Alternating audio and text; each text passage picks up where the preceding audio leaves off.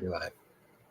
On a cold Sunday in November, many a skeptic will gather, waiting, pleading, begging to the non-existent heavens that somebody would call in with a good frickin' argument for the existence of God.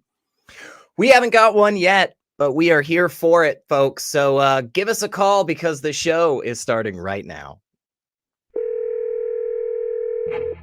This is Skeptic Haven. Let's talk.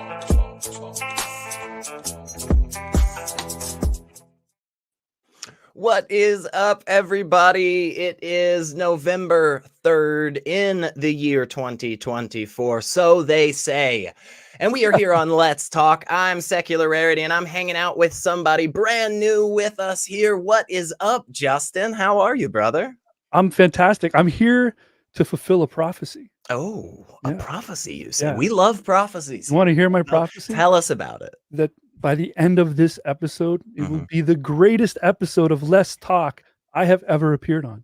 Wow. The greatest episode of Let's that you've ever... Yeah.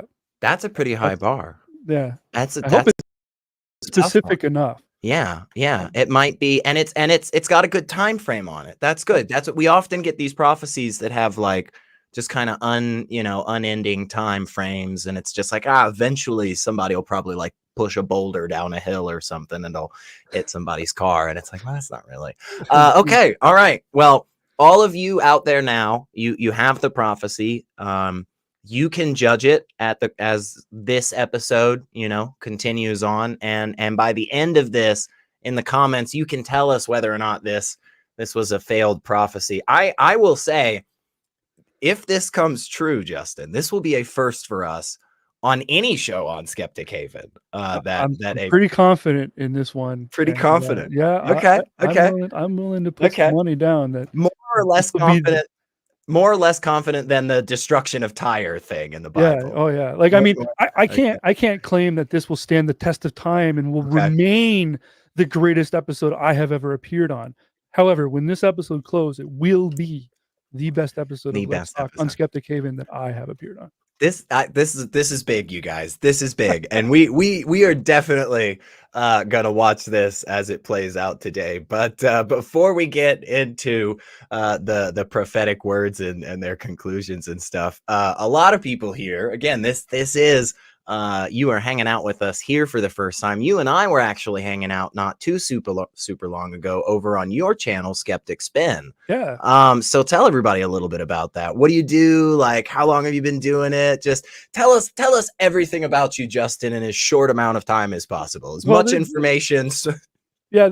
I mean, if we look at the multiverse theory, the YouTube version of me started about a year ago. Okay. And I've been playing around on everyone else's platforms. When I finally said, screw this, I'm going to do my own platform. And all I do over there right now is I invite some of the most interesting, intriguing, and intelligent people that I can get my mitts on. Yes, SR, that includes you. And I have them over, and I try to put together a program that I love these formats, obviously, because I wouldn't be here to participate with you on Skeptic Haven right now.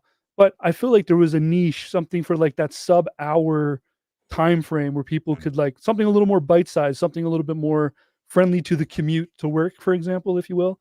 And I wanted to use the platform to show off some of my favorite people, the people that I've been watching on YouTube since the last 5 years, and like, introduce people to them if they didn't know who they were.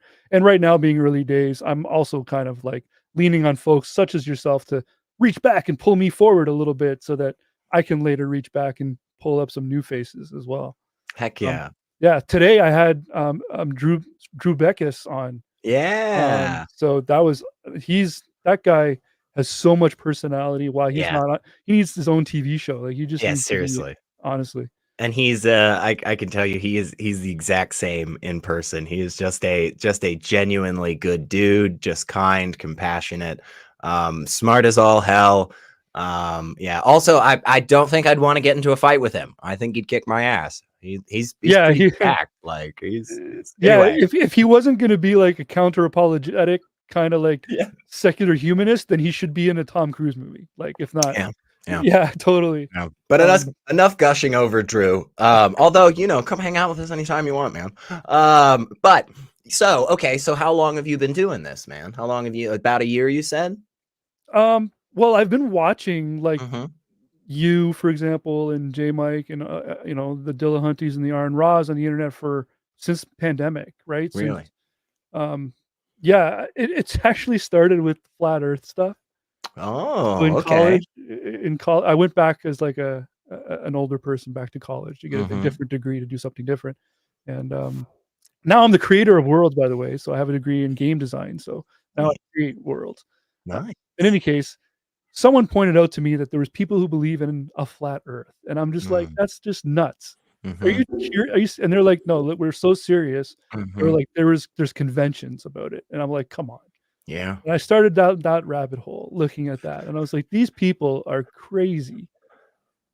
So I've come across a YouTuber, and I hope it's okay for me to bring up some of these names, but Simon Yeah. Dan, Yeah. way back when he had like 10,000 subscribers, I'm watching Mm-hmm. Simon Dan, and he decides to start a podcast, and he has Matt Dillahunty on.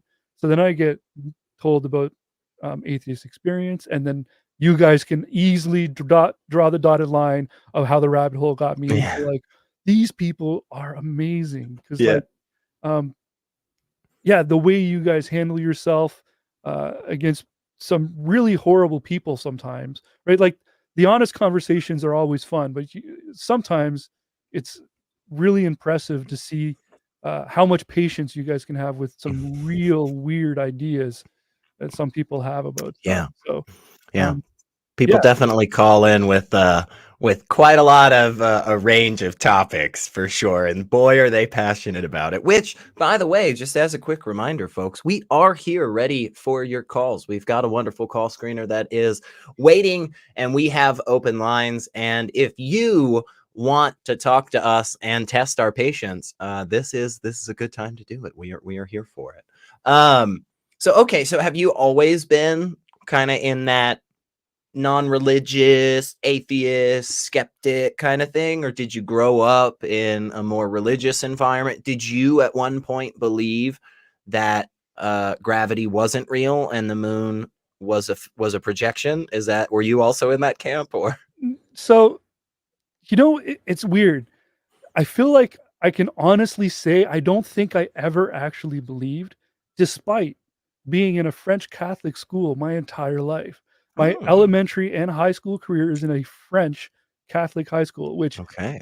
if you're in Canada, which is where I am, anyone who says French, it's like instantly 10 degrees more severe. Yeah, Like for it's sure. just, so Just all of Quebec. yeah, to me, all of the ritual, right? Because in being Catholic, the school handles all of the church events for you, Mm, right? The first communion is done through the school, your confirmation's all done through this, everything's done through the school.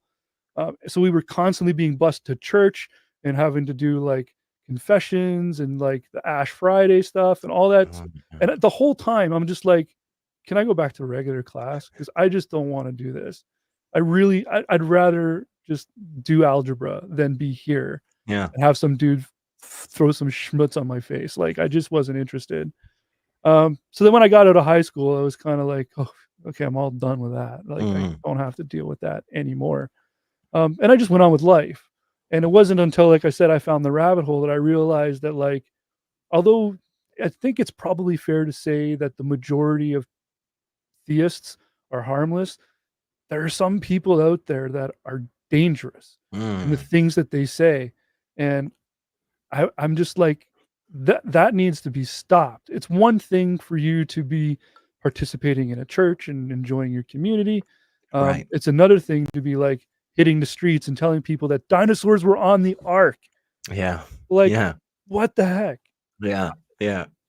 So you never had that intensity from your family or close friends or anything, your community growing up, to like nobody was running up to you with a Bible or a crucifix or something, the rosary in one hand, and just being like, Justin, why haven't you prayed your 50 Hail Marys? Yeah, so I think what happened is it all came down to grandma. I think a lot of people probably have this same story, actually.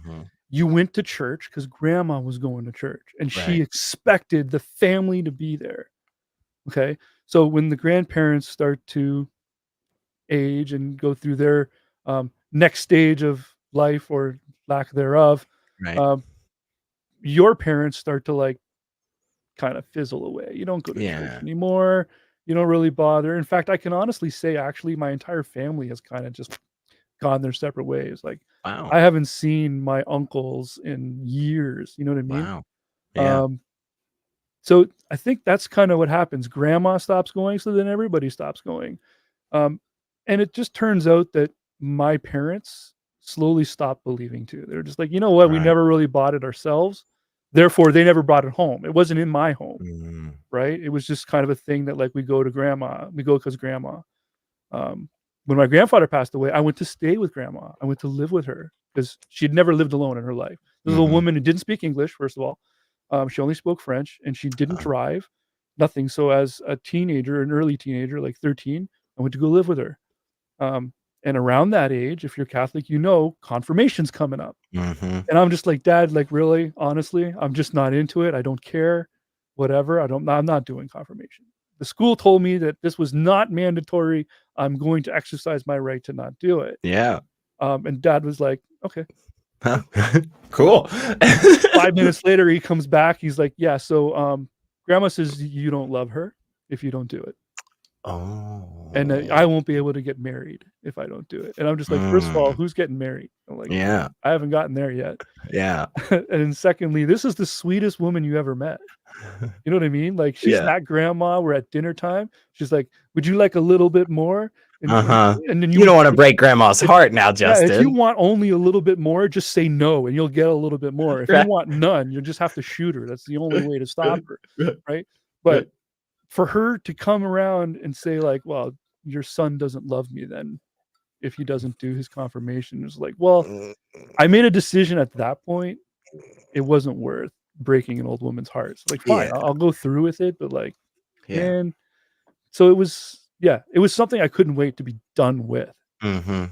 So when it was done, I was done. Mhm. Okay. So let me, because they give me authority here for whatever crazy reason. I could just kind of take the topics wherever I want to go. You can always tell me to shut up, by the way. Wait, what were you, how far are we at? Okay, yeah. You can just always tell me to shut the fuck up. But because we're here and you brought this up, and I'm thinking, I wanna try and maybe kind of goad some people into calling. I mean, I'll be Yeah, honest about it.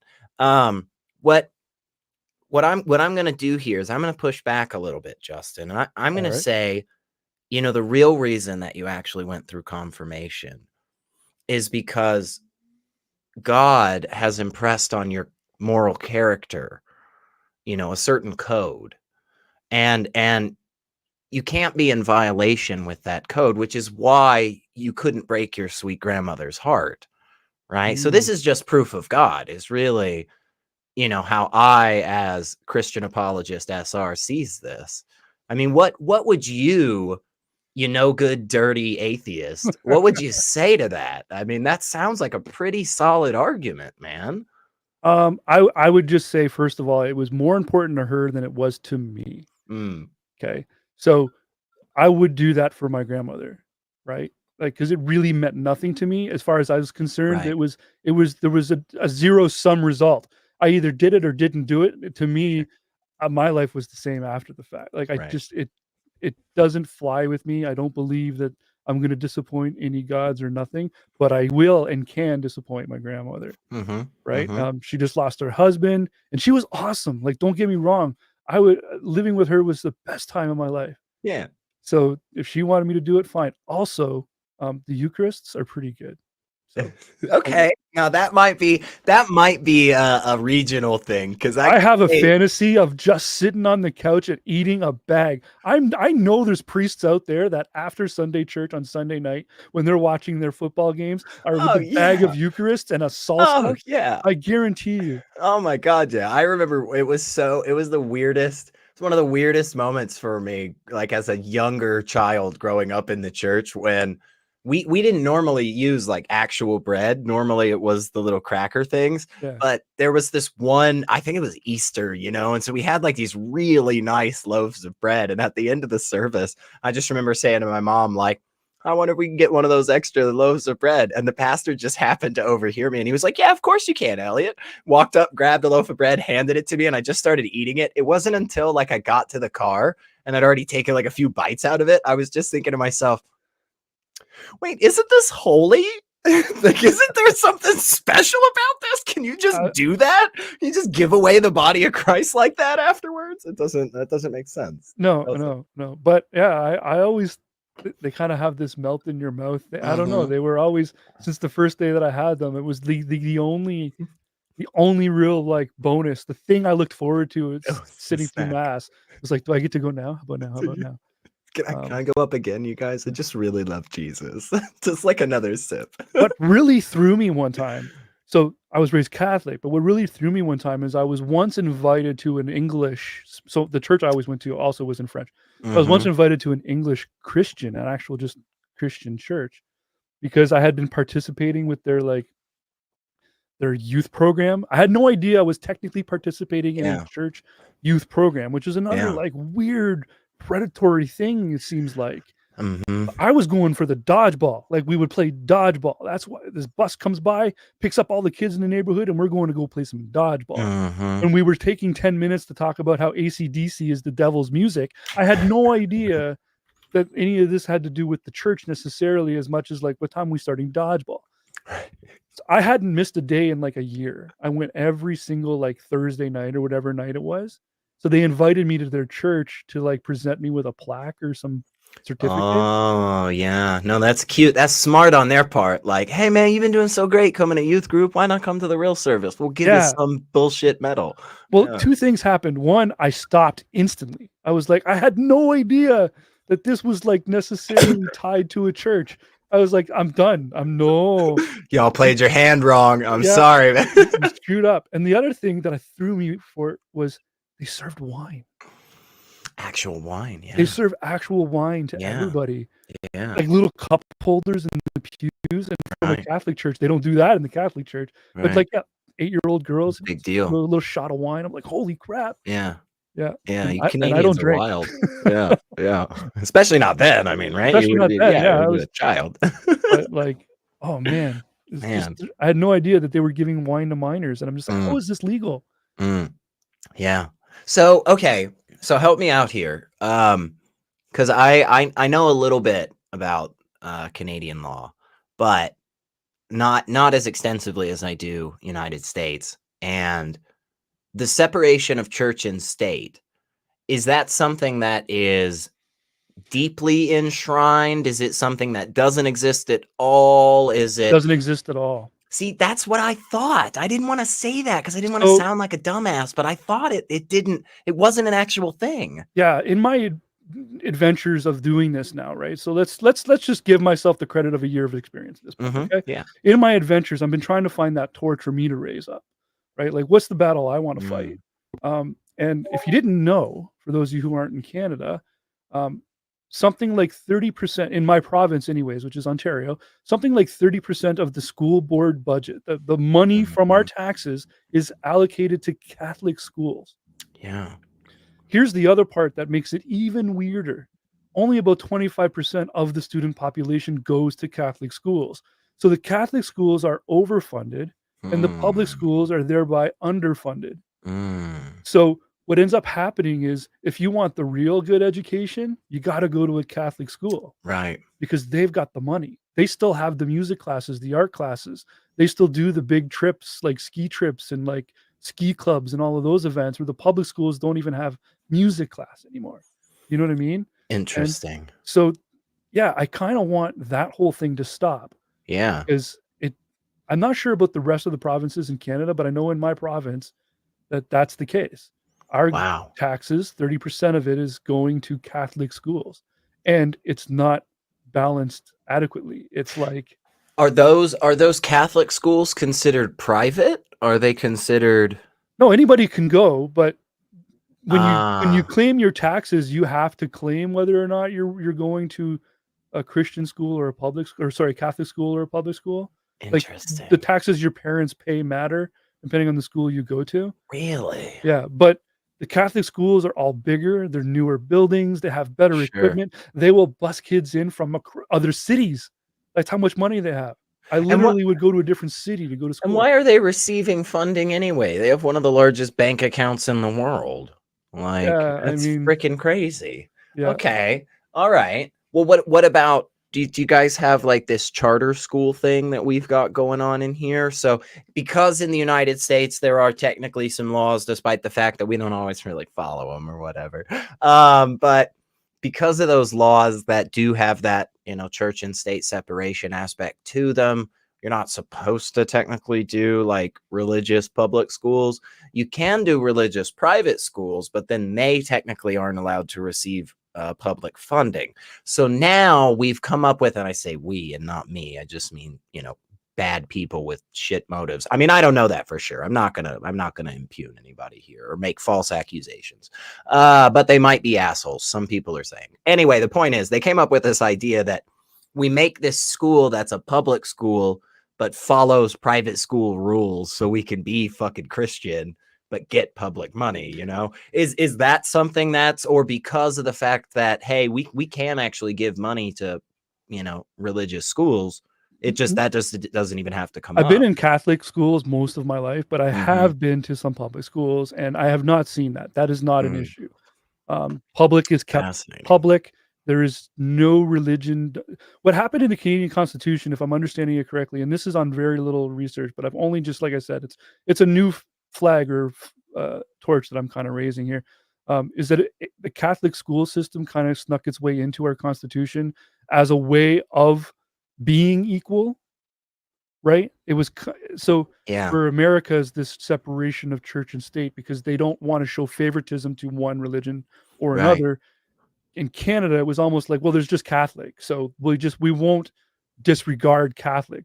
They can be part of it, and it'll be a whole thing. So public school is Mm, still public here, but Canada is the most educated country on the planet, yeah. right? Yeah. 52% of our population has a post-secondary degree.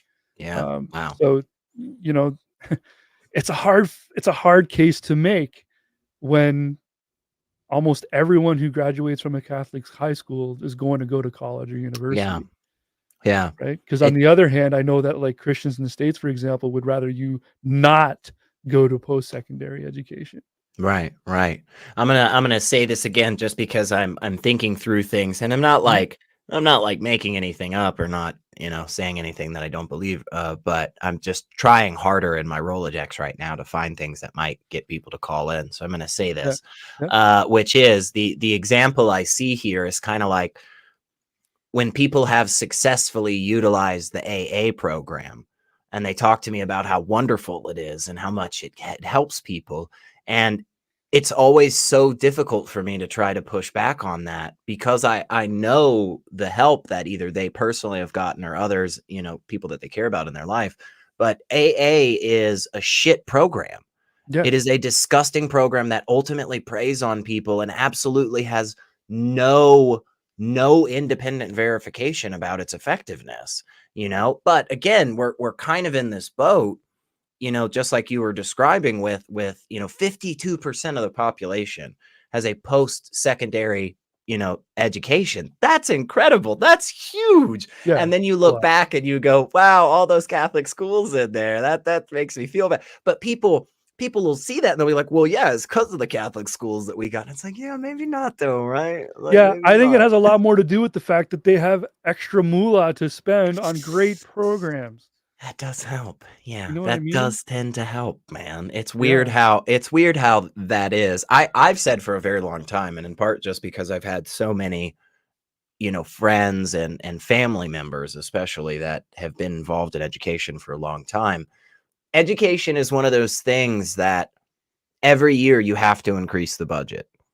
It's just one of the, whatever pencils cost this semester, they're going to be more next semester, you know? And it is a fascinating thing to me that we as a global society have not really seemed to realize that. It's just like infrastructure in your, and again, I mean, I believe all of this. I'm just actively trying to hit as many topics as possible to try to piss somebody off. But maybe somebody doesn't like bridges out there. If you don't like bridges, call us. But it's investing in education is the same as investing in infrastructure. Like, we have done study after study after study, long-term fucking studies around the world that shows when you invest in building more houses, when you invest in building better schools, when you invest in America has a big internet problem, actually, right? Like, funny enough, yeah, we do, man. There's a shit ton of our country that still isn't connected. And one of the ways we tried to get around that was just by creating legal monopolies. That's a weird problem we're dealing with now. Canada's this close. Canada's this close for making high-speed internet a living necessity. So we're about to add it as like part of a you might have just said the thing that pissed more people off, man. We're just this close from, and I'm not talking like shit internet. I'm saying high bandwidth internet is going to become as important as water and heat. Right. It's going to be something calculated into people's welfare checks. Like, it's going to be cool if it ever goes through. I'm going to say this again. I'm saying I'm trying to take all the stances. Okay. No, I'm with that. I am 100% with that, man.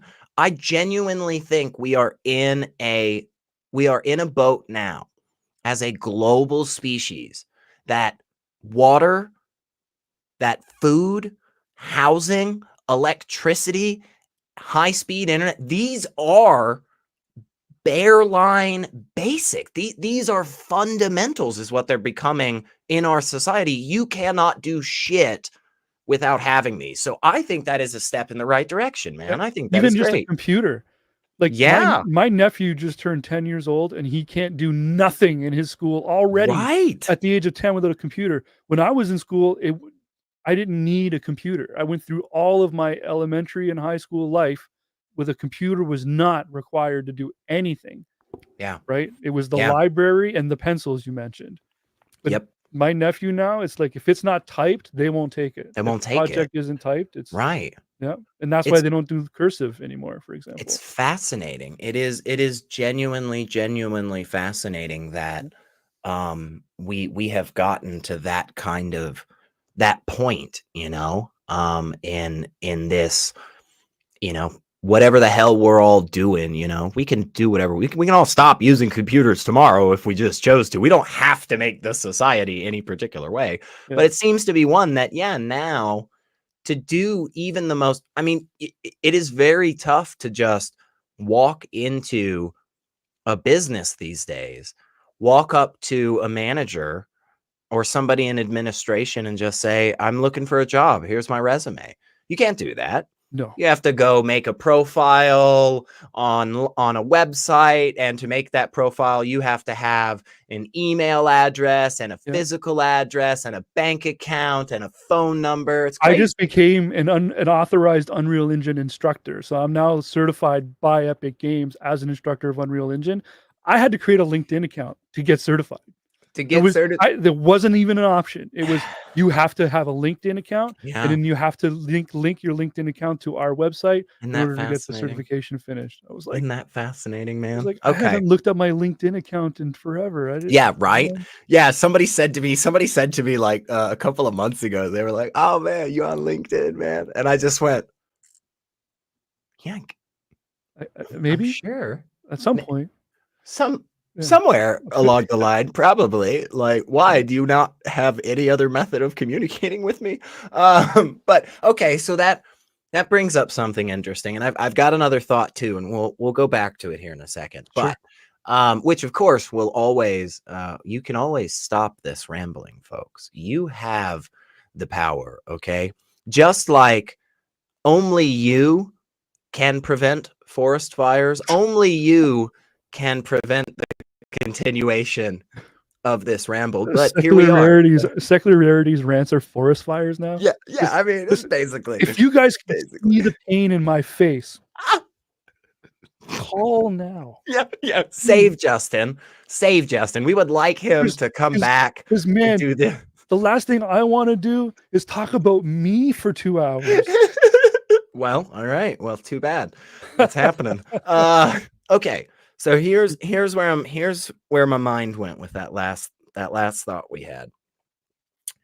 It seems like the possibility of being truly anonymous these days, especially online, is gone.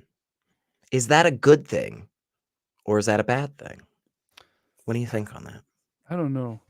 Yeah. There was a time when I'll never forget. Well, no, I'll forget a little bit. But do you remember the first time somebody asked for your email address when you tried to buy a candle, a Yankee Candle, or a battery at a Radio Shack? Do you remember what's your email? And I'm had just cash in my hand. What do you need my email for? And maybe you gave it to them because you're just like, okay, you want my email? Fine, I'll leave my email. So now I still get emails from Yankee Candle from like 12 years ago or 15 years ago when I bought a candle for the first time I met my wife's mom. Like, when did an email address become something so official that it's like when you gave someone your deets, it was your name, your address, and your phone number. Now it's your name, your address, your phone number, your email. Yeah. And it's like, you guys realize I can make 500 email addresses right now. But even that is becoming more and more complicated to do, I've found. Like, I years ago, there was a period of time, even in my life. I know everybody's out there thinking, gosh, SR, you're barely over the age of 18. But even in my life, there was a period of time. I mean, you could just go to like 7 different websites and just create like 100 emails on each of them for no reason whatsoever. There was no like 2-step verification. There was no. I recently was making a Facebook profile. Okay. And this is for somebody else. We were doing it for a group, whatever. But at one point in the process, Facebook goes, hey, we're just not really sure you're a person. So here's what we'd like for you to do. We're going to take some pictures of your face. And we just need you to look right directly down the center. Okay. And I'm like, okay, cool. Like my little face pops up like it is right now on my screen, And I'm sitting there for a second and it's just like, all right, now for the next 10 seconds, just follow the direction of the arrows. And I was like, yeah, sure. And it's like, okay. And I'm like, all right. And it's like, go like that. And I'm like, all right. And it's taking a fucking digital mugshot of me, this fucking thing. Like, when the hell did that become something that social media profiles do? What's really trippy is what used to be just a fun little thing that we could like stalk our ex-girlfriends and find the old elementary school friend. The little fun thing to share a picture of your weekend, right, has now become so secure because it itself is just like, they know they have too much information about us individually, so they need to up that security. Yeah. And I'm going to share something here that maybe we'll get a call out of it. All right, because this is piss some people off. This one's a little bit. This one pisses me off, actually. Do it. So, I'm a teacher. I teach video game design. I teach all that stuff. And you got to have access to a lot of software to take my course. Okay. Now, these softwares outside of school are very expensive. We're talking thousands of dollars a year to use these softwares. Okay. But through my course, you can get them access to them for free. They just require your student card. Now, I have students who are trans and who don't want or need anybody to know what they were born as, right? Like, they are who they are now. Yeah. But they can't get access to the free software because the companies won't recognize their new identities. Because their photos don't match their names. Oh my God.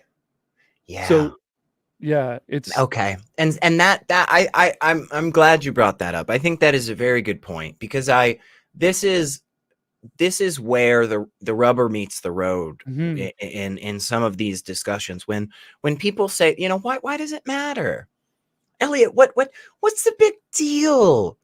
It's just their fucking ID, you know, just don't speed. You won't ever have to show it to anybody. Maybe Yeah. once or twice when you're buying alcohol, you'll be fine. And it's like, no, it can actually completely cripple people in a societal sense, in a financial sense, in a mental health sense, obviously. Like, yeah, man, you Well, not can't only that, try to stick handle that situation with a yeah, student in front of the class when they are not interested in anybody knowing. right, The fact that I know would probably is like not even all that exciting, right? Now it's lucky for them. I'm all on that team. I'm fine. I'm with it. Like I will kill for you if I have to.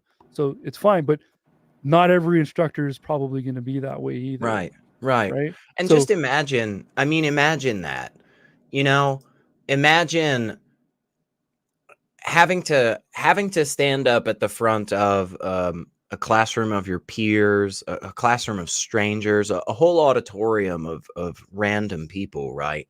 And having to tell one of the most private and intimate aspects of your life to just everybody, yeah, you know? because you can't get access to the software you need Right. to take the course. Right. Yeah. That's wild, man. That is a genuinely wild situation, and it feels very much like, hey, there's some easy workarounds here where we can still, because in fairness, I'm a fan of privacy. I'm a fan of securing information for people, of course, you know. Yeah. Um we can do that without also having to, you know, out people constantly and have them share their most intimate details to Yeah. And strangers. it's a school. This is not information anybody Right. needs. Right. Like, this person should not be like, "I don't have the software that I needed to start this module today because of Yeah. like, that's now, I mean, we can handle it discreetly, but it shouldn't happen. Right. Right. I shouldn't have to be on the phone with these companies going, "Don't fucking embarrass me or my Mhm. student. Give them the thing they need because they paid good money for a course and they can't go forward without it and stuff." I just stopped it, and instead I bought a bigger account for the software I need to instruct the course, where now Mhm. I have, like, 45 seats. So if the student has any problems, I don't screw around. I'm just like, "No Mhm. problem." I give them a seat. The problem is I at some point, I have to get my seat back, Right. and then I have to take it away from them at some point. So it's not Yeah. the same still, like, it's still not Yeah. perfect. Yeah. It's still this extra system for people simply because of an immutable characteristic of who they are. I mean, it honestly is the same thing as um Jim Crow. It truly is the same principle as saying like, no, you got to walk through the back. And it's like, oh, wait, but this Yeah, is the restaurant entrance. Why do I have to walk through the back? It's like, oh, because you're black. And it's like, oh, well, you see it right there, right? You see yeah, why, right? It's like, hey, why do we have to do this for these people? And it's like, oh, because they're trans. Oh, because they're queer. And it's like, oh, yeah, no, see, you get the bigotry though, right? I don't have to explain, but you do though. That's the yeah, problem. You do. yeah. It's yeah, I do my best to, um, keep their privacy private, Yeah. and I know they're already very awkward even talking about it with me, like, when I'm like, "Do you everyone got their software ready for today, the first day of this new module?" And everyone's like, "Yeah, let's do it, let's go," and stuff, and Mhm. it's like, now I gotta be like, "Oh, hang on a second, guys," because I'm getting DMs from that one student who's, like, awkwardly, like, and I already know because it's the same with the student loans. They Mm. can't get a student loan under their who they are. They have to Right. get a student loan under who they were. Right. So my attendance list still says their name. So I am privy to the information that I Right. no reason to know. It's not even relevant. Yeah. But in any case, I've now gotten quick at it where I can be like, "Oh shit, no problem." hang Yeah. tight. I'll get you an email address in 5 minutes here. I just got to add you to a seat and bang. And then it's like, but unfortunately, like I said, they can't maintain the software after it because I got to get my seat back at some point. Yeah. But yeah, in any case, all I worry about is what about the other students in the other courses in the school, right? Because I know there's people out there that aren't, equal opportunity like myself. They're just Right. going to be like, well, then I know there's an instructor in my school somewhere who probably told a student, well, just use your real ID. And it's like just that word alone would trigger me to go, fuck you. Right. As if your identity now is not real, is not valid, right? Yeah. Yeah. I totally get that, man. Yeah.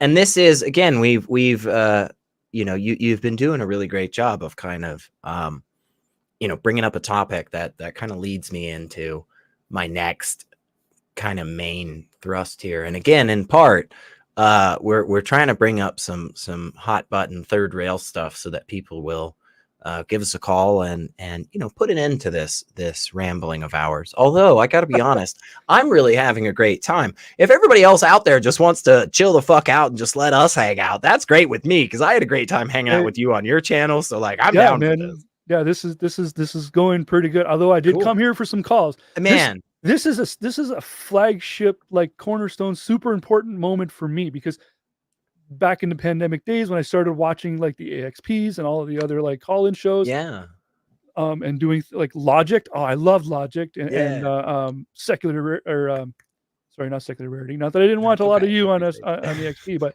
Apologia. Apologia. Yeah, I have been wanting to take a phone call for so long. Yeah, and I think I'm ready now. I'm easy mode, by the way. Oh, I'm undriven snow. Oh, my best argument right now is nuh-uh. So if there was someone out there who wanted to call and be like, you want to, I'm that guy. When you go to Walmart and someone comes on and says, there's a sale on milk, $1 off if you buy it in the next hour or something, I run to grab the milk. I'm that easy mode. So if there's a theist out there who wants to call in and talk to us, there's a chance, a slim one, but my brain is open enough to have that conversation. You're saying, if I may, reference a parable that I sort of remember. You are not the sandy or rocky soil. No, you are the fertile ground that the seeds have been sowed on. Is that what you're saying? You could actually be a place where the true roots of faith and devotion take hold. I mean, you and because you are in with all of us now, it's like you could convert. You could be the gateway into potentially reconverting somebody like Matt Dillahunty or Aaron Raw. I mean, folks, who wouldn't take that opportunity?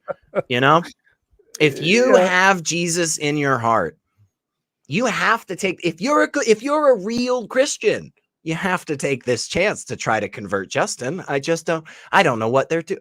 Maybe they're just scared of the way I look at it is like this. Secular Rarity has been referring to me as an atheist. I technically haven't adopted any labels yet. Okay. I am prepared to adopt my labels by the end of this stream. So if you have an argument for what label I should adopt, now's your chance. Wow. Because right now I'm leaning atheist. I'm going to get him, you guys. I'm leaning secular humanist. I'm leaning globalist. I'm saying drop all the borders, man. Wow. Let's just be planet Earth. Wow. That's a pretty big deal, Justin. You could, and I've heard people saying this. I haven't personally seen any evidence of it necessarily, but I've heard people saying, okay, and a lot of people are out there talking, and if I've learned anything over the last few years, it's that if you claim that a lot of people are talking about something, it must be important, whether or not people are actually talking about it. I've heard that if you don't accept Jesus into your heart, you could go to hell. You could, like, you won't get to praise God for all eternity. Now that sounds like a pretty big risk, man. Are you sure?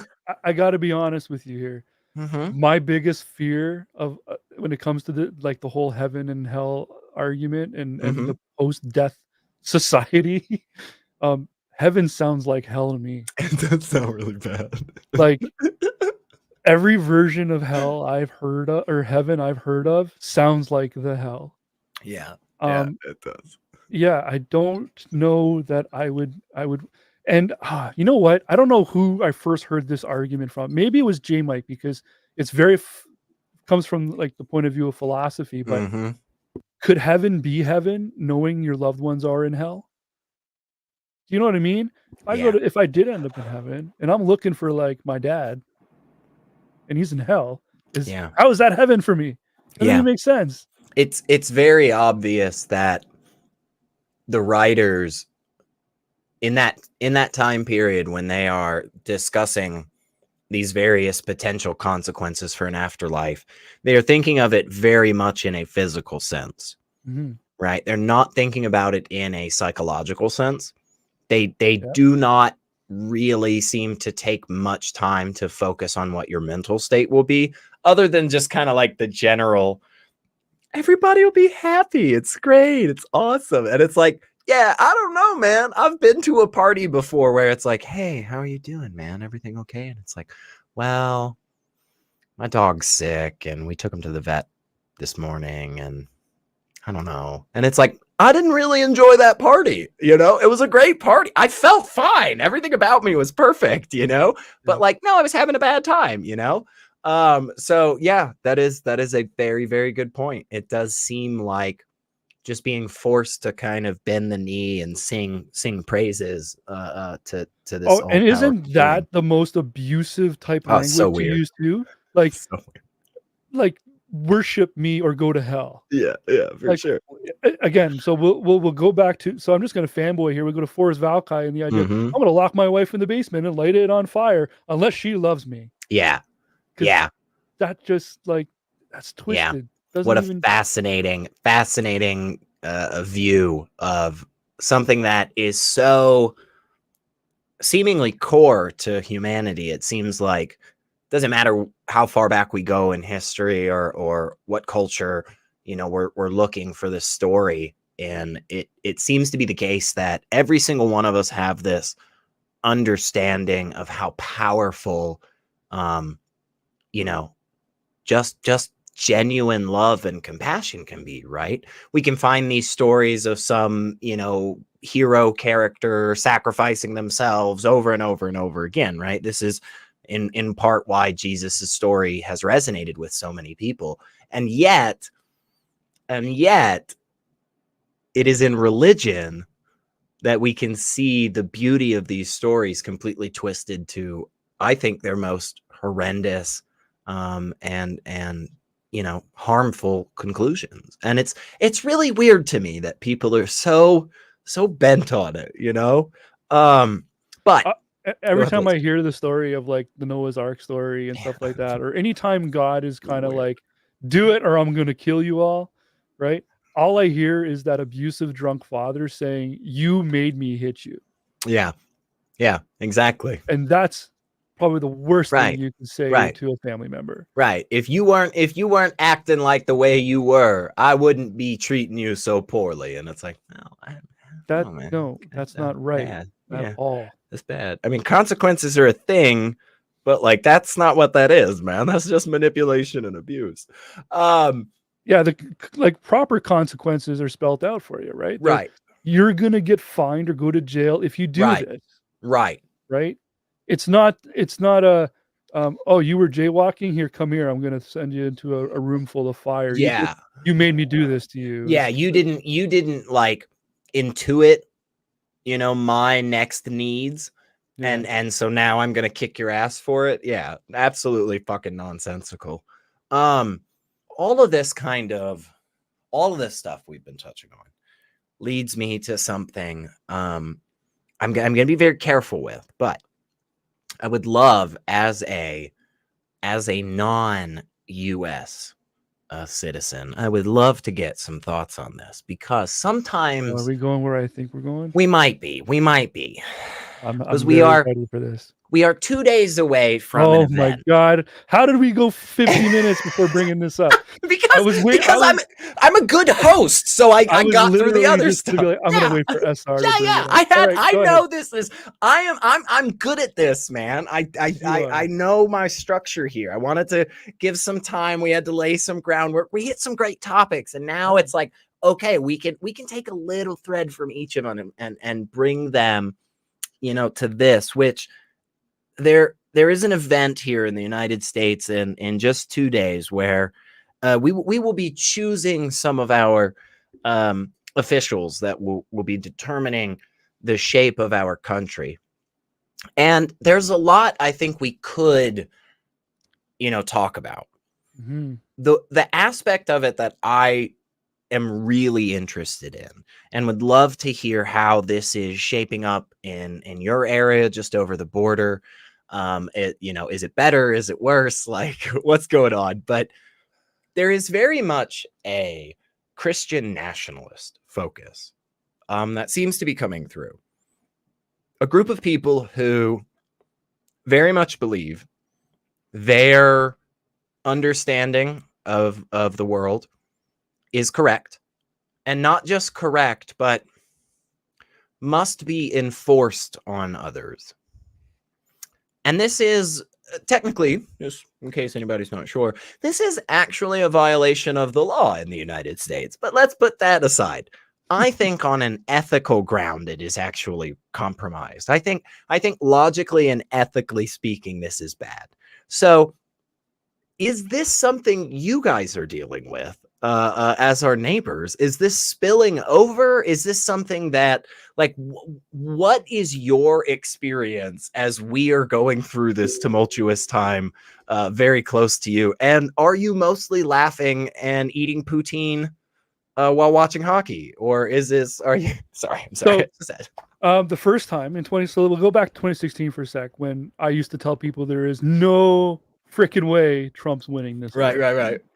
Right. I was just like, the idea, and he won. Mm-hmm. Yeah. CNN for a couple of years was the funniest show on TV. So yes, I admit, and I feel now horrible about laughing. Yeah, but I don't blame at your situation. It's understandable. Yeah. Well, I mean, dude tore apart NAFTA, which as a Canadian just effed us up. So I'm in the middle of home renovations, or rather I was, right? And one of the things that, if you guys don't know, when it comes to construction materials, Canada does a lot of trees. We are really good at trees. So when Trump did all that crap to NAFTA, a cost of a 2x4 went from $3 to like $9. Like, drywall is primarily like a Canadian thing as well, but like insulation is an American thing. So neither one of our sides can build a home without each other, because all of our materials, right? Like copper is primarily like a Canadian thing for all of the piping stuff. Whereas like in America, that's where concrete is born. So like we can't do anything without each other when it comes to this argument of building homes, for example, right? So when Trump destroyed NAFTA and totally obliterated all of our trade routes, everything went up price-wise, right? So yes, in 2016, I was laughing. Now in 2024, I'm not laughing anymore. Not as funny. Is this not funny? Yeah. We got, first of all, has a president ever been president, lost, and then ran again to win? Technically only once, Grover Cleveland. Okay. So that's it's very, literally it's a very, very rare thing. And the fact that that's the historical anomaly is Grover Cleveland. Yeah. Back in like literally the 18 somethings. Yeah. Yeah.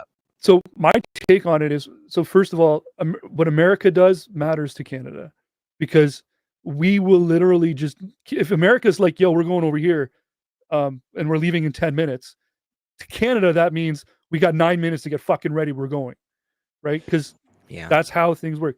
We are more progressive, right? We get that progressive stuff done a lot quicker than America does. But where America goes, Canada goes. It doesn't matter. Right. Right. So if you're going to put someone like Trump in the office, and he decides to go piss off a dictator because he thinks he's all Mr. Tough Guy, he's taking us down with him. He's going to take Canada down with him. It's that simple. Yeah. If you go to war with America, Canada's going, and it's vice versa, right? If Canada does something to piss off, Justin's first call is waiting. Yo, right? Yeah, I didn't want to. I wasn't as rude as our wonderful producer here. I was going to let you finish your thought. But yeah, like, so if Canada did something stupid, America would be right there as well, right? We were that close. The idea of a Canadian-American war is insane. It's just, that's how tight we are. Right. Okay. Now, there's a Canadian election on the horizon. I was gonna. Justin Trudeau has to call an election by October. Yep. Okay, but the Conservatives are leading the polls right now massively. Not like the way Trump says it, where it's in his head. It's actual, right? Now, one of the difference, however, though, Canada does have more than two parties.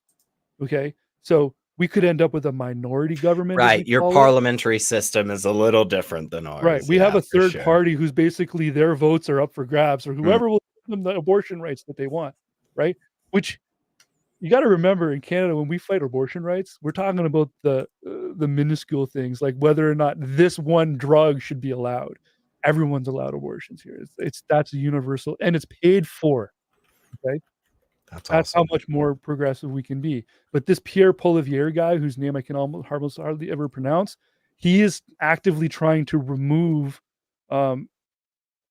gender affirming care from some of the provinces. He's already removed it from Alberta. These were like drugs and medicines that were paid for by our universal health care, that this guy has helped stop in Alberta. And if he's elected prime minister, it could be Canada also going backwards with all of the human rights we've allowed. Yeah, and that is definitely something to be watching. I'm a big fan of politics. I love getting into the inside baseball and the nitty gritty stuff, but we do in fact have a call. Yeah. And I would like for you to take this because I'm excited. I'm excited for this argument. I think it is a fun one. One we have heard before, but maybe not this flavor. So we are going to bring on Rebel. No pronouns given, from New York, is a theist and wants to talk to us about intelligent design, saying it is proof of God's existence. Well, hey, Rebel, you are on Let's Talk with SR and Justin. What's up? Hey, Rebel. Hey, guys. What's up? Thanks for having me. Yeah. Thanks for calling, man. I think I recognize you. You used to like mod on Modern Day Debates. Is that right? I think that's where I recognize you from. Yeah, I did a couple of debates with Modern Day Debate. Yeah. Nice. Wait, actual debates or just like moderated? Yeah. No, you got me. You've pegged me right. Yeah. Okay. Awesome. Gotcha. Cool. Yeah. So, yeah, and the other guy, Secular Rarity. I think I've seen you on, what's the other atheist show? Is it called The Line or something? I forget.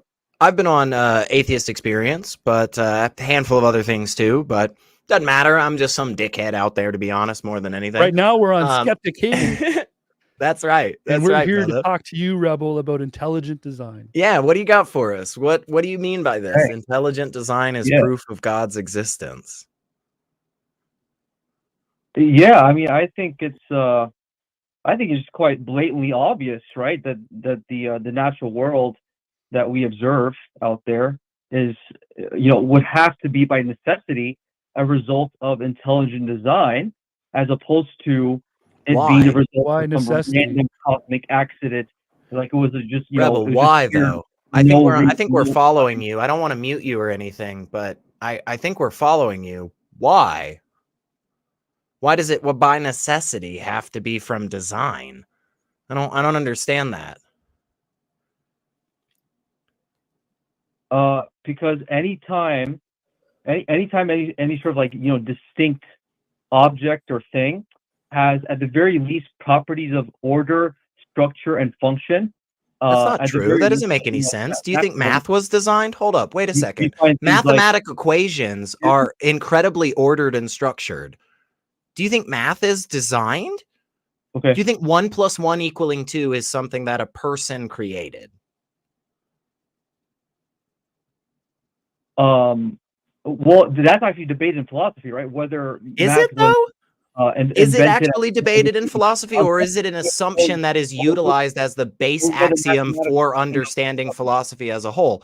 I don't want to mute you, Rebel, but I can. But if we're just going off of these weird things and we're not backing any of them up, this isn't going to be a good conversation.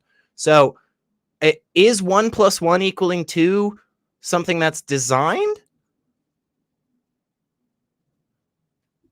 Well, in my worldview, the universality of mathematics is something that was created by God. So how do you determine that?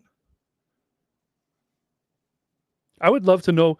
Give me one Uh, characteristic of design. Give me one thing the that very is so very- obviously designed. That's a What's that? great point. Yeah, go ahead. Say that again, Justin. Give me one thing that is so obviously designed. One thing. Yeah, just one example of God's you- design. Just one thing. Yeah, I can even point to sort of the typical atheist cliche that you try to use to make fun of theists and say, So "Oh, hold on. like This is my trees." first. Hold on. This is my design. first time taking a call. So don't start putting me in a box already. That's true. Okay? I'm the dick here. SR is the dick here, Rebel. Justin's brand new. Yeah. He's fresh. My best argument right now is nah. So like you got a chance here, man. I'm just asking for one example of God's design. Yeah, trees. Trees. Okay. Terrible. What a stupid design. Is God stupid? Wait, so that's just your arbitrary opinion, isn't it? No.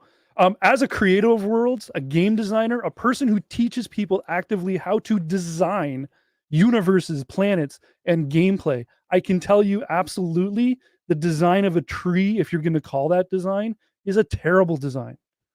It's absolutely terrible. Why would you make something that grows so abundantly on a surface, right? This thing we can literally if humans were to leave it alone, it would take over the planet, and yet we'll burn at a single spark.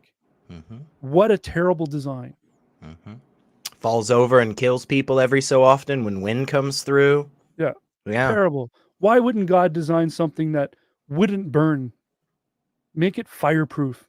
If you're going to have that much of it, don't let the oxygen you use to design our planet very good burn point. everything down. Very good point. Oxygen is a super, super important component to fire, and it's one of the most abundant elements around here. Yeah. What do you think about that, Rebel? Yeah, you're taking like this weird. Well, what I think is he's taking this odd pessimistic approach to what possibly could be the detrimental effect to maybe like dry leaves somewhere, where trees are around. I don't know. Wood is flammable, right? Like the trunk of a tree is flammable, right? Given enough heat, dry or not, it's going to burn. Yeah, right? Like it's not just like this isn't just like an arbitrary, like extreme case. This is like you can walk outside right now and just set a tree on fire fairly easily, to be honest. I mean, it takes a little bit more than just lighting a match and tossing it, but it doesn't take much more, right? And once it gets going, good grief, look out. Yeah. And we've seen this over the last few years where if trees are designed by God, then right now God is just letting his design burn to the ground. And it's time to hit that drawing board again. I have another thing with trees as to why I don't think they're good evidence of design, but I'll hold off on that for a second because I want to give you a chance to we've shouted a lot already, I think, Rebel, so I want to give you a chance kind of to push back a little. What do you think on this, man? Yeah, look, whatever using your human action to do, like whatever you want to a tree, whether it be burn it or you can actually maybe chop it down to use for lumber and wood to like make houses or log cabins or paper products and this kind of thing. The tree in of itself, right, has a very distinct hierarchical organization to it from the most micro to macro of levels. Would you say that the tree is a complex organism? Water and nutrients in the soil. It has a trunk that supports the tree and transports nutrients and water between the roots. Rebel, I think we're following along with Yeah, you. we get So it. just We understand. listen to Justin's So question. what I'm When I- hearing, what I'm Go ahead. hearing, Rebel, is that you're saying that the tree is a complex organism, right? It's an amazing thing to look at because No, not just complex in of itself. It's intricately detailed complexity that leads to function to a level that actually has food for the tree itself, and creates environments for other animals to live in, and provides air for humans to breathe. Yeah, but all of And that then is under the same and then category of lightning function. strikes it and it burns it all to the ground, Right, and and it kills all kills a the bunch of- animals, right. and it just totally just destroys the yeah. environment. But hold on. Negate everything that I just said. But I think it does, it but kind of does, because lightning would also, under your worldview, be a design of God, right? God decided to invent lightning. Because what you've brought up, Rebel, is just these base characteristics of this tree, and it you're bringing these up in an attempt to say, look at my side of the list. My side of the list has 7 attributes to it. Of course it's beautiful and designed, but Justin literally brought up the exact same number on the other side. So it seems like it's a wash. It seems like neither of us win, which definitely means you don't win. Oh, please, Justin. This please. now. No. Rebel, what is the number one hall? Rebel, I don't know if Rebel's trying to talk over me or if I'm just getting some feedback, but Rebel, what is the number one hallmark of design? Ooh. How do you recognize design? What is it? When someone sets out to design a thing, what's the first thing they think about? Well, design is just simply defined as the intentional planning of a blueprint of something that you want to create that has like function. Usually, I'm cool with that. I'm cool with that. Let's get to that blueprint. We're sitting down and we're designing now. We've got a piece of blank blueprint in front of us, and we have to apply something onto it. We're going to design something. What's the first thing we want to think about? What's the first hallmark, the most important thing in design? What's going to be the ultimate purpose of why you want to design that thing in the first place? Yeah, to be fair, I actually didn't really expect you to know that answer. I apologize. I'm being the teacher. My students would know the answer to this. Give it to us, Justin. Simplicity. Ooh. What? The simplicity. The second an object is way overcomplicated and has way too many moving parts, it's a failed design. When you can make it simple, keep it simple. When I have a student who wants to make a driving game and they're like, yeah, I'm going to code an engine. It's going to have 8 cylinders and I'm going to program the physics for when fuel enters the combustion chamber. A spark plug is going to light that fire on the fire in the engine so that it'll turn a transmission and an axle and make the wheels. It's like, why would you go through that much design on a racing game? Just make the car go forward. Right. All you got to do. So why would God go through the hassle of creating a biome that is self-destructive? It basically could just explode into fire at any moment. And then not only that, he supplied the planet with the oxygen. The trees supply the oxygen that burn themselves down. What is this design? Right. That's a really weird. Yeah. What do you think, Rebel? So that's just gonna be a terrible argument, right? And I can demonstrate why.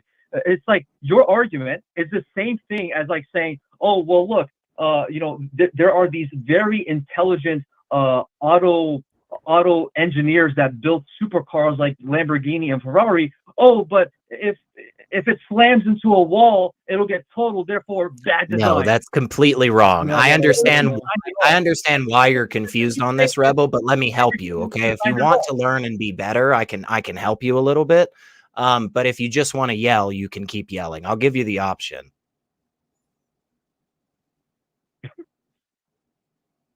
Which one would you prefer? Do you want to learn? Hold up. I'm sorry, Rebel. I'm sorry. I know this might be tough for you, but I'm going to help you. I'm going to hold your hand and walk you through. Do you want to learn and get better, or do you just want to yell? I'll give you the option. Yeah, I'm sure an atheist will help me get better. So you do want to learn and get better? I just muted you so that you definitely can hear me. Yeah, up till now we've been having a nice, honest discussion. Let's not go off the rails here, Rebel. Yeah. Do you want to learn why the analogy you just used is laughably wrong? Or do you just want to yell and just continue to sound silly? I can go either way. It doesn't matter to me. I've had a great time with Justin. I've got more questions for him. So I'm going to unmute you. You're probably going to hear a beep. You guys. Do you want to learn and get better, or do you just want to yell? It's your choice. I mean, go ahead and say whatever you want, bro. I'm not stopping you. Awesome. Thank you. I appreciate that. The difference in your analogy is that it was an outside party that fucked up the design. In Justin's analogy, it's the design that fucks up. Does that make sense?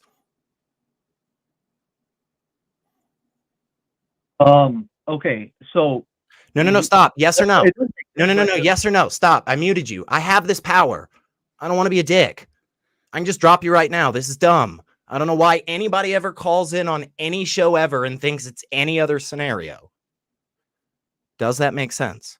I'll explain it again. I'm going to unmute you. wow, the level of muting is just incessantly like. It's been twice, and it about to be the third time, or I'll drop your dumb ass. This is silly. You are an adult, Rebel. The question. You are an adult. Act like one, or you'll get kicked off, bro. It's a simple thing. Do you want to be an adult or not? How am I not being an adult? Answer the question very simply. Does the explanation that I just gave about why your analogy fails make sense to you? It does, but it's not exhaustive. So then it doesn't work. If it makes sense to you why your analogy failed, then it doesn't work. Provide another one. Yeah, because somebody totaling the car in an accident wouldn't be the only way for damage to happen to the Lamborghini. Exactly. So make up the other argument. There's a better one that's already in front of you, Rebel, and you're not touching it. Touch the argument of the gas tank could explode, Justin. Maybe that's why your argument is wrong. But instead of that, see, look, I let you talk that whole time because I just didn't want to mute you. It was more fun to talk over you because, again, I have that power. I genuinely don't know why anybody would think otherwise. Do you not know how phones work? I feel like you might, Rebel, mainly because I think I know who you are, Rebel, and that's okay, but that's not the point. The point is, I know you've called into these shows before. I know you know how this works. I also know that you're an adult who's been living in society your whole life, and you know how conversation works. Justin brought up a rebuttal to the thing that you said was the underlying crux, the big deal bullet point. He brought up something that made your thing sound kind of dumb.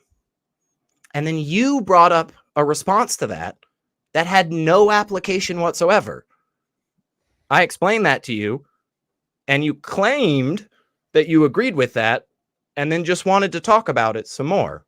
If you agree that it's wrong, that it doesn't address what Justin said, let's just move on. I say wrong stuff.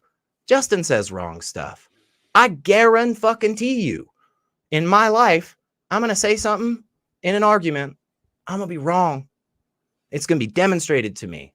And I genuinely hope that when given an opportunity, I'll just go, oh, shit, man, my bad. And then I'll move on to another argument.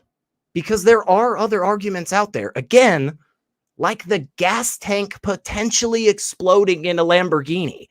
Like, that's a better rebuttal to what Justin was saying. I still don't think it hits the bar, but that's a better response, okay? So let's do this.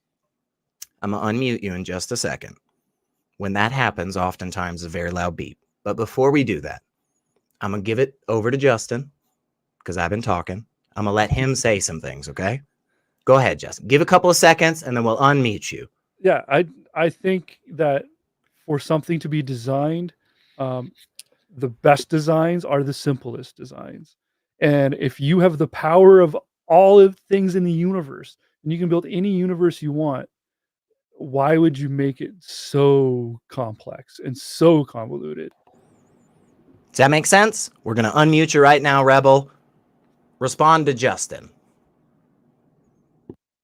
Okay, I would please like to respond without getting like rudely cut off, if I may.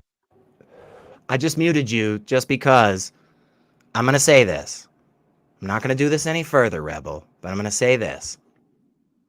It is one of the most weak and worthless things for a human being to do when given the opportunity to complain about not getting the opportunity. I feel bad for people in your life, but I'm sure you're better than this example that you've shown us today. So I'm going to unmute you, and I'm going to give you some time. And I fucking promise, if you waste a second of it talking about the fact that you aren't given an opportunity, I'm letting it go. Because I think it's dumb. I think it's really dumb. Okay? So here we go. There's going to be a beat probably. You're on. It's all you, brother. I'm going to give you at least a full minute. I'm going to watch the fucking clock. I ain't going to say shit. It's all on you. Hey, Rebel. Okay. All right. Hey, Justin. All right, let's get through this. Okay, so Justin, I would agree that simplicity would be a hallmark of design. Okay, but the thing is, the simplicity and complexity are not mutually exclusive concepts.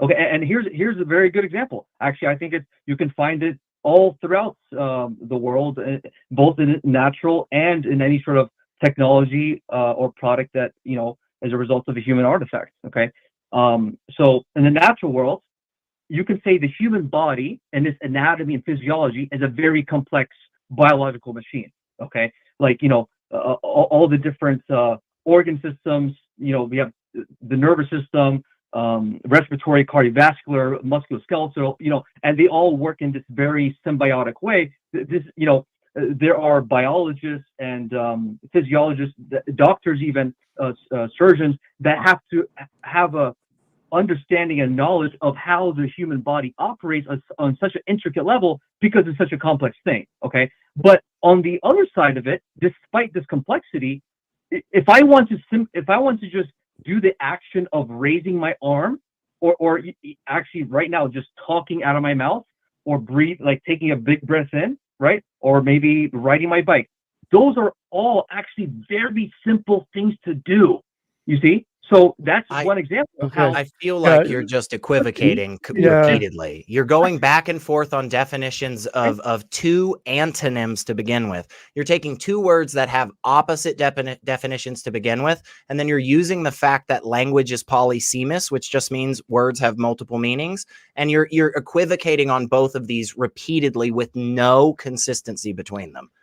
Also, I kind of picked up on the idea that just because you don't understand it doesn't mean that the system is complex, right? Good point. A lot of people will think a car is a complex thing, but it's really not. It was designed from the ground up to be the simplest thing for all reasons, right? It needs to run as efficiently as possible. We want as few moving parts as possible. It needs to be easy to repair. How about that argument right there? How come the human body, when it malfunctions, of which it malfunctions wonderfully in a million different ways, isn't easier to fix? Are we all iPhones? Well, I would argue that was a joke. I apologize. Carry on. Go ahead. It's actually a self-healing machine, right? I mean, when you get a cut on your skin, your body automatically knows it in a very intelligent way to send all these molecules and blood and nutrients to that site. But A, that doesn't always work, and B, you're talking about something that the success and failure rate of that is a lot closer to 50-50 than it is 100-0. And C, if you've got the power to design something that can self-repair, why did you stop at flesh wounds? Yeah. Great point, man. My liver can regenerate, but my fucking lungs can't. Yeah. We can invent a car that will heal all the scratches in the paint. Yeah. But that engine's gonna blow, baby. I stopped there because you started talking. You responded. I can keep going on and on. At every single level, the human body is a repair machine. No, Okay. it isn't. It isn't. The What you brain mentioned- cells do not repair themselves. No, it is. When you are the age of 50 years old and you get damage to the physical structure of your brain, it does not fucking repair itself. Period. End of sentence. Fight me on that, bro. That's well documented medical knowledge.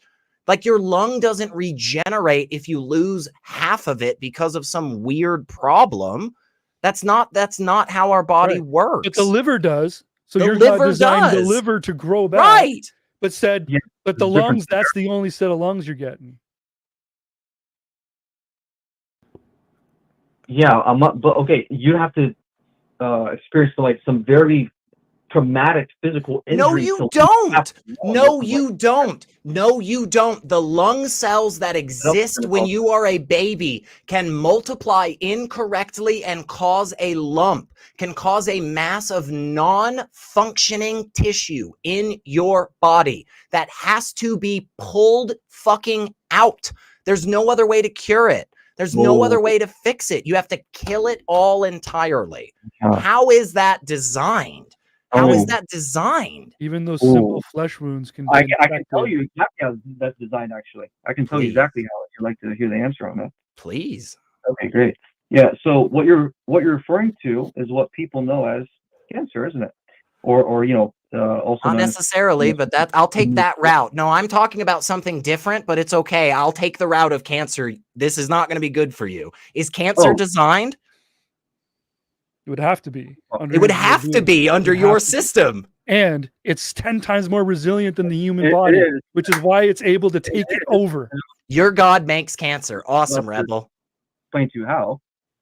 But I'm just curious. I can make the argument for cancer and how it's designed, but what were you talking about? It doesn't matter. It genuinely doesn't matter. It has nothing. It does not matter. No, but I'm talking about the alveoli crystallizing. But that doesn't matter, okay? Because that's happened to me. Now, I haven't had my lung taken out because of it, but I do have pieces of my lung that have crystallized, okay? But that's not the point. The point is, let's go with cancer. Say it for me again, Rebel. I want to hear it because I'm going to clip it. You know I'm going to clip it. Your God makes cancer, right? Good. Yes, for a very particular... Thank you. Your God makes cancer and you worship him. That's kind of fucked up, Rebel. That's kind of fucked up, man. And he designed it like better than his humans. Yeah, he made sure that was a part of the world around us. Now, I'm not going to go into that route because I still want to go down this. Please explain to me about the design for cancer. I genuinely can't wait to hear that. But I think that's a really important point, man. If at any point in my life somebody came up to me and was like, "Hey, man, you realize this person you like a lot, or this organization that you follow or you support, or a generalized concept whatsoever out there in the fucking ether, you had a purpose for something that has caused such suffering in the world. That's your system." I would look at that and instantly go, "Oh, fuck, man, I might need to reevaluate some shit in my life." But again, we don't have to go that route tonight. I want to understand the design of cancer. I want to understand why your God designed this in the world for us as the people that are supposed to worship him. What is the purpose of that? Design has a purpose. We've all kind of agreed on that. It sounds like in this call. Early on, you said something about design having a meaning, having a purpose. I'm with that. Justin's with that. What's the purpose, man? Why God make cancer for us? I'm more than happy to answer that question. Okay. So cancer is actually one of the body's most sophisticated healing mechanisms. Okay. And it will only kick in after one or both of the following rarely suspected preconditions have been met. Number one being the body's main waste removal and detoxification systems have been rendered inefficient. Okay, so in other words, if the body No, I'm following you with the detox thing. Go to the next thing. You don't have to explain any further. I'm letting you. The reason I'm letting you talk is not because I agree with you. It's because I want to hear what the next answer is. So I get the detox thing. Go ahead and say the next thing. What other reason is there that cancer happens because the body doesn't adequately get rid of its toxins? Awesome. What's the next reason in your eyes? Yeah, so cancer is like the last resort mechanism that the body will use to detox. But the second way is if a major psycho-emotional stress situation, especially if it's by surprise or it's very traumatic, has been resolved or is no longer relevant in the person's life as the paradigm known I'm as following you, Rebel. I'm following you. I am with you. I feel as if I am on the same page. Here we go. You ready for it? This is a real life scenario that literally happened in my fucking life not long ago. A 4-year-old got fucking lung cancer and died. Explain that. What toxins developed in that 4-year-old's body? What trauma did that 4-year-old experience? Go ahead. I'll listen. Unless you gave me the exact family history on this 4-year-old, I wouldn't be able to tell you. Yeah, because you know why you can't tell me? And you know why you gave a stupid fucking answer right there? I muted your dumb ass because you gave a stupid fucking answer. You told me that something in the mom's fucking history, something in the dad's fucking history. No, your Bible says that the child doesn't inherit the sins of the father. So learn your fucking shit first, A, and then B, that still doesn't answer your criteria, Rebel. That doesn't answer what you said. You said that there's toxins in the individual body of the child, the 4-month-old. You said that there's trauma that the 4-month-old went through that caused these problems. Your criteria is demonstrably false. And you moved past that. You didn't take a fucking second to think about how that actually makes your system wrong. And on top of that, you pushed right past the humanity of it.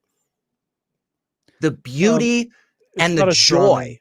So Rebel's in the chat too. It's not a straw man, Rebel. Listen, also, knowing the family history, when the second you asked that question, you were basically looking for an answer that was going to corroborate what you said. Because even if you had that family history, if it came up clean, if they were vegan their whole life and spent weekends in saunas and detoxing constantly and were the most purest of the human body you had ever seen, you would have just moved on to, well, what was their family history?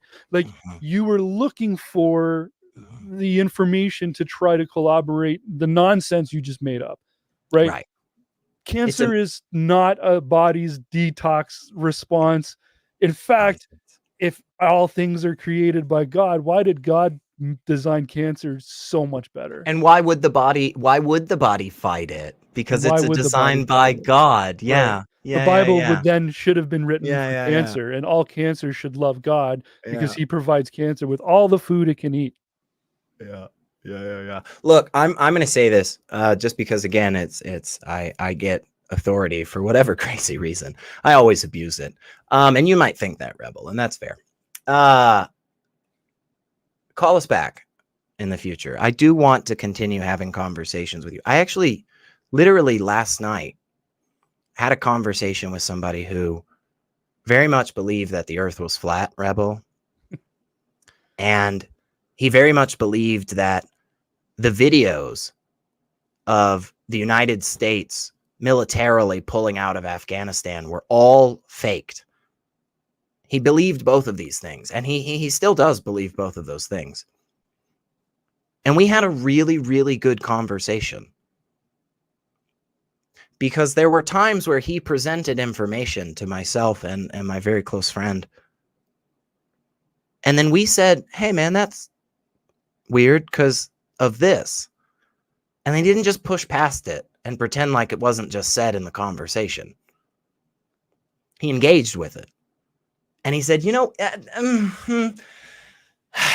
yeah, okay, maybe. I still got questions. I still got questions on the shape of the earth and the rotation of the moon and all this nonsense, Elliot. And I said, hey, that's fine. But on that point, we can move on, right? I know you can do that. I genuinely know you can do that because I've heard you call into other people before. I'm pretty confident I've talked to you too, actually, Rebel. I gotta tell you, SR, if I could Yeah. have designed my first caller, it would have been exactly that. Exactly like I've that. been, Well, we did it. I've We been did it wanting perfect. to Well, there we engage go. in Well, there we intelligent go. design for so long. Well, there we go. Well, Rebel, look, you at the very least, you made Justin very happy, and you made me yell a little bit. So that's something. But I'm gonna let you go here. Thank you so much. I do appreciate you. Seriously, we do want to have these conversations, man. I just The arguments need to be a little bit better, a little Yeah. bit more thought out. and we need to all recognize each other's points, man. If you make a good point, I genuinely hope I'm gonna be the person that's gonna be like, all right, man, you got me there. Okay. That's all right. So anyway, I'm letting you go. And we are gonna wrap this up here in just a minute, but we're not done yet, folks, because there's some other cool things, of course. Like, for instance, just the fact that we're hanging out with you, Justin. That was great, man. I thought you had some really good points there, man. Thank you. I like that. As a game designer, like I said, like I literally like teach people how to create worlds and to make them make sense and stuff, so that other people can get. I was like, if I could have had one phone call, it would have been on an intelligent design topic. Yeah, I love the intelligent design is intelligent design is a fun topic in my opinion, but it's one that I think is so weak. It is so low on the tier list. And I'm not just pulling this out of my ass, you guys. Okay. Go look, catch me, check me on this. Okay. Go look at videos from 15 years ago from the Islamic apologists, from all the big Christian apologists. And 15, 20 years ago, they said, science, baby, proves my God. Just like that. They said exactly like that. Exactly like that, Justin. Yes. And they're not saying that as much anymore. In fact, one of the largest English language Dawa, which is Islamic apologetics, Dawa channels on YouTube, has expressly said using scientific arguments to show the proof of the Quran is a bad method for Muslims. And there are others. I think continuing to try and hitch your wagon as a religious individual with religious claims to the science that we have continued to do is a fundamental misunderstanding of your religion. You have made your faith weaker and more easily proven incorrect, in my opinion. So I'm happy about the arguments, I'll be honest. But I get why maybe they're not as put out there as much. But Justin, it has been a lot of fun, man, hanging out with you. I'm so glad to hear you say that. Yeah, this has been awesome. I hope I can do this again, and hopefully soon even. I hope you are back here a lot, because we always have a bunch of really cool shows and a bunch of really cool stuff going on here. But we are not going to let you go just yet, because I'm going to make you dance just a little bit. Sounds good. Where in the world can people find you? How can people hang out with you more and hear more of your great stuff, man? Well, as far as this stuff goes, and the atheism, that's right, you heard me, I just adopted a title. So the atheism and the secular humanism and the activism goes, that channel is Skeptic Spin. I try to do at least one show a week. Hopefully in the new year I'll do a little bit more. Normally I do a little 30, 45 minute little show where I put up some YouTube shorts and have a guest. Usually right now that guest is someone who's infinitely more popular than myself, such as SR. Try to debunk these shorts live, and we engage with them. And if we can find a rabbit hole to go down, those are always fun to explore. So yeah, at Skeptic Spin, next week on the 17th at 8 p.m., I am holding an open roundtable discussion on what's next. Because Tuesday, all of you Americans out there watching better get out there and vote. But after the election is over, the fight doesn't end there, right? We need to be instantly right away kind of regrouping and looking at what's next, right? There are certain parties involved in this election who have got a history of some weird backlash and weird misinformation stuff. And I am ready and prepared to receive it all and discuss it.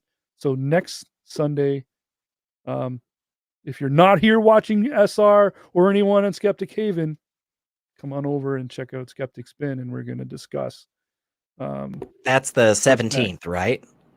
No, the 10th. The 10th. Okay. Hang on. I'm just changing it in my calendar because I want to I want to try to be there and try to fucking hang out. I've reached out to you know what? Maybe we should adjust the time even. So let's kick the time up in the air because fine.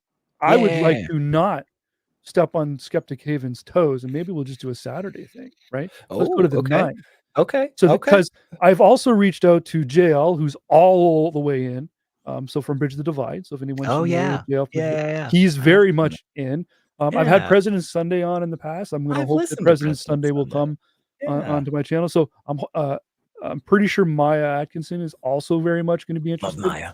Yeah. So Maya does Bad Science Sunday. So if I move it to a Saturday, maybe we can ensure she'll show up as well because to me, she's very important to have on that panel because I agree. I'm a little tired of the roundtable of white dudes. Yeah, no, I get that. I get that. And also, and again, I don't know if you're doing this on purpose or not, but that kind of leads me into a perfect next segment here.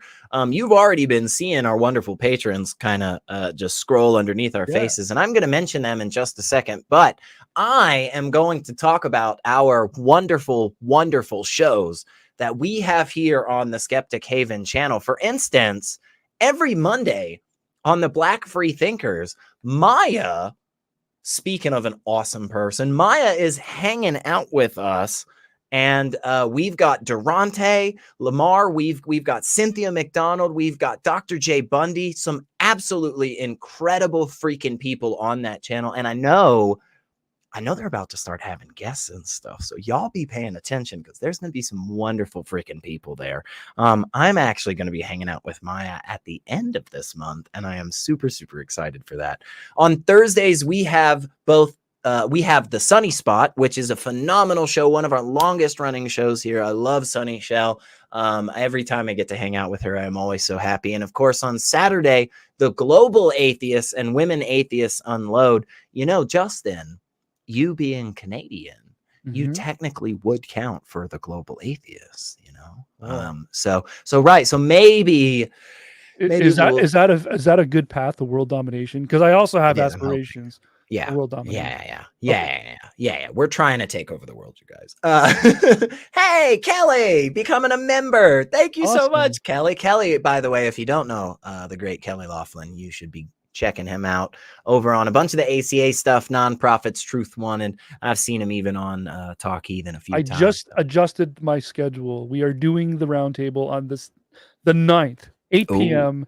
next Saturday, so that hopefully I can have some of my favorite faces come and join. So adjust your calendar. From what I just said a moment ago, I literally just changed it. It is now reading as the 9th at 8 p.m. next Saturday on Skeptic Spin.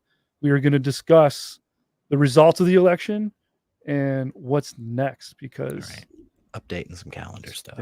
And I will touch base with you because seriously, I had so much fun hanging out with you, man. Well, it was great. I think I did pretty well today with Rebel and arguing a point. But I'm really good at questions, guys. I'm really good. Yeah, no, it's a great time. Yeah, hanging out with you. And I told you this right afterwards. Like when we got off the show, I was like, man, honestly, that was really one of the most fun things I've done in a while. Like the way you structured it, like you guys are great there. So seriously, if you're not subscribed, if you're not already watching, you know what you're supposed to do. And by the way, I forgot to finish up, but I mean, we're here. So I kind of figured you already knew. Every Sunday, we've got Let's Talk right here where we are taking calls. We are arguing about the stuff And you know, sometimes we get some good arguments and sometimes not so much. But either way, we really appreciate you all so much. And of course, you know, I think it's funny when parents say, like, I don't have a favorite child or something, because we all know that's not true. And I'll just tell you this right here, right now. I have favorite fans. I have favorite fans and favorite subscribers and favorite viewers. I'm just going to say it. I'm just going to be honest. There's a tier, there's a hierarchy out there for y'all, okay?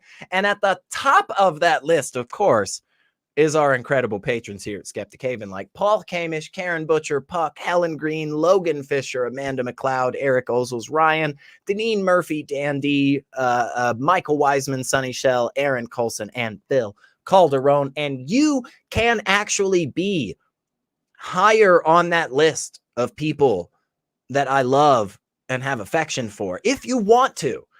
By becoming a patron at patreon.com Skeptic Haven, you will help make all the wonderful things happen here. That being said, we know money's tight. We're not crazy.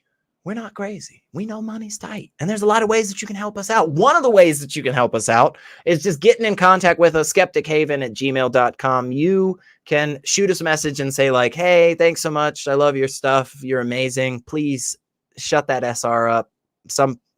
Sometimes he fucking talks too much.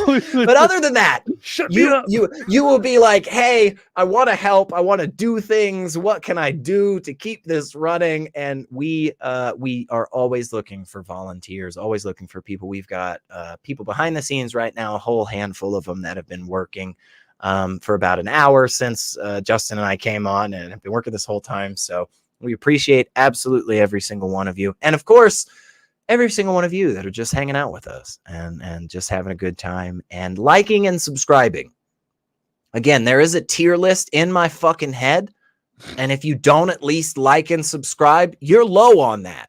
Like, just know that, okay? And I mean, it's fine. Look, there are some people in this world that they'll sleep fine knowing that I feel less joy and affection in my heart for them than I do other people. And for those people, sleep. I don't. It's all good. It's all good, you know? Sleep well, no problem. But for those of you who are decent human beings, like and subscribe, you know? I mean, come on already. What's wrong with you?